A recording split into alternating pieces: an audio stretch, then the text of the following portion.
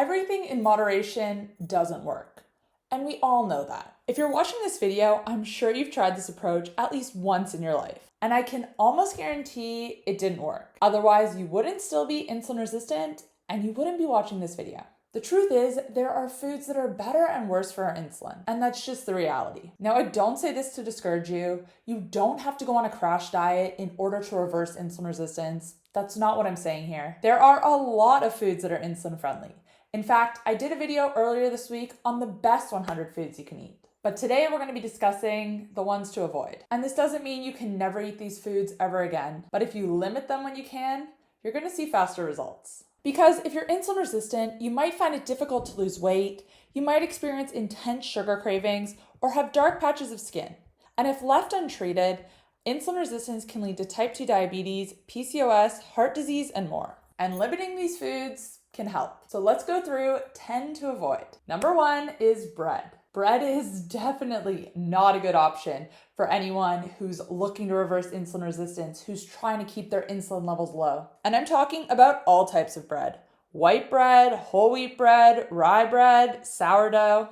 Yes, some of these options might be slightly better in other aspects of health, sourdough being the gold standard. But regardless, they are all still high in carbohydrates, which is broken down into sugar and requires a lot of insulin to process. And remember that the way to reverse insulin resistance is keeping your insulin levels low as often as you can. It's when your insulin is low that your cells start to become more sensitive to it once again. Now, I know this is one of the hardest foods for people to give up. Bread is such a huge part of our diets.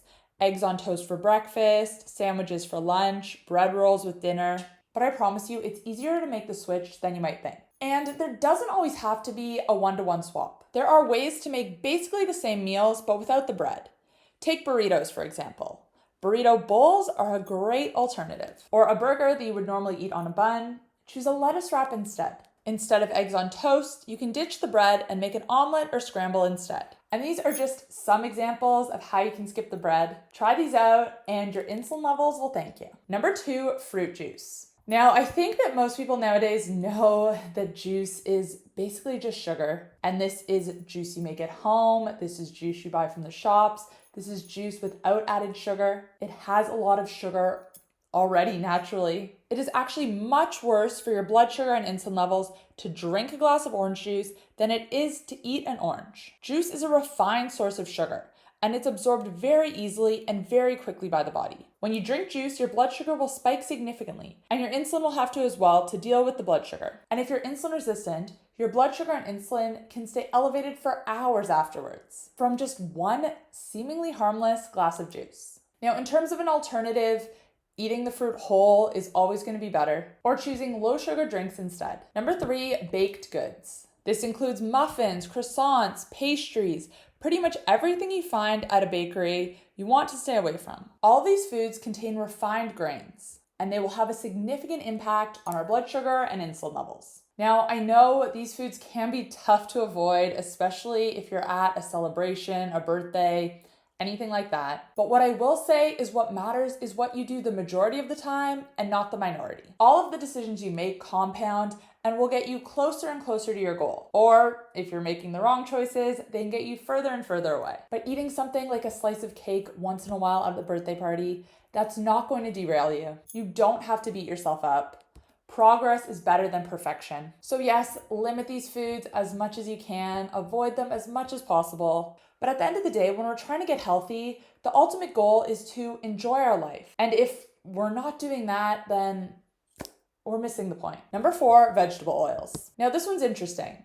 When I'm talking about vegetable oils, none of these oils actually come from vegetables. The label of vegetable oils includes canola, corn, soybean, sunflower, safflower, grapeseed, and rice bran, but they will be written on nutrition labels as vegetable oils. And there is definitely a connection between insulin resistance and these oils. They are highly processed and inflammatory for our bodies. The type of fat they contain is extremely fragile. It oxidizes very easily. In fact, by the time you buy these oils, it's already oxidized. Some better options are olive oil and avocado oil if you're doing low temperature cooking, but for anything that's higher heat, you want to use something like ghee, tallow, lard, or duck fat. Number 5, muesli bars. Muesli bars are just an isolated source of carbohydrates. And carbohydrates are actually the macronutrient that raises insulin the most. Protein has a moderate effect on insulin, depending on the context of your diet, and fat has next to none. But with carbs, the impact can be significant,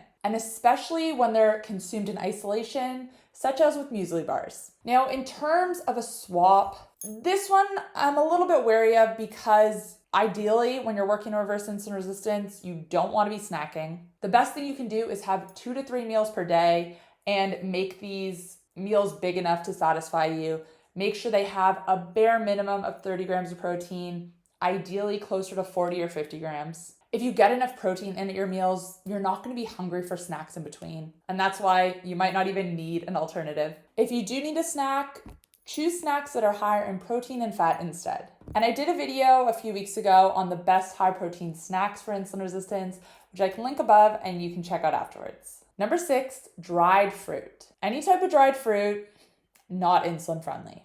Just like with fruit juice, when fruits are dehydrated, they are basically an isolated source of sugar. When you eat them, the impact on insulin is quick and significant. Again, whole fruit is always going to be a better option. But with that being said, number 7 is high sugar fruit. So there's a spectrum here. Fruit juice, dried fruit, the worst thing you can have for your insulin. Whole fruit of any kind is going to be better, but if you can choose low sugar fruit instead of high sugar fruit, that's going to be the ideal. So anything tropical is going to be high sugar. Think banana and pineapple. Better options in general are going to be berries. Blueberries, raspberries, blackberries, all are great. Number 8, pasta.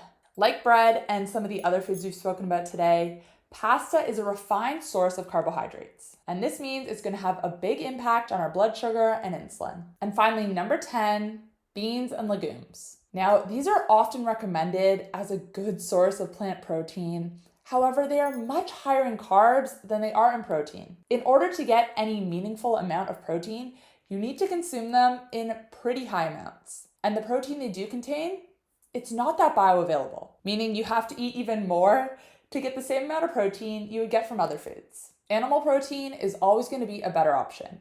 We're talking red meat, we're talking chicken, we're talking fish, we're talking eggs. Animal protein is going to be your best bet. So by this point in the video, it should be pretty clear that the key to reversing insulin resistance is keeping your insulin low, and that carbohydrates raise blood sugar the most and require the most insulin.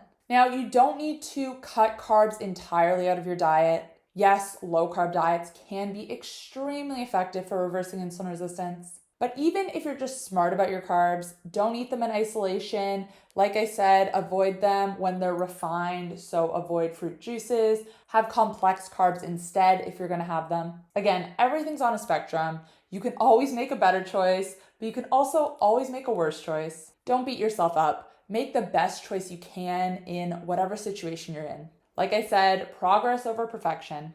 But if you follow this approach, if you try to limit the foods we spoke about in this video as often as you can, and if you base your diet around the foods that I included in part 1 of this video, the best foods for lowering your insulin, you're gonna see results pretty quickly and without having to count calories or macros at all. But anyways, that is all I have for you today. I wanna hear from you guys in the comment section. Did any of the foods on this list surprise you? Let me know which ones you're gonna try to cut back on. And don't forget to watch part 1 on the best foods you can eat for insulin resistance. I also talk a bit more about the insulin index and why you shouldn't be afraid of protein. Thanks guys for watching. I'll see you next time. Bye.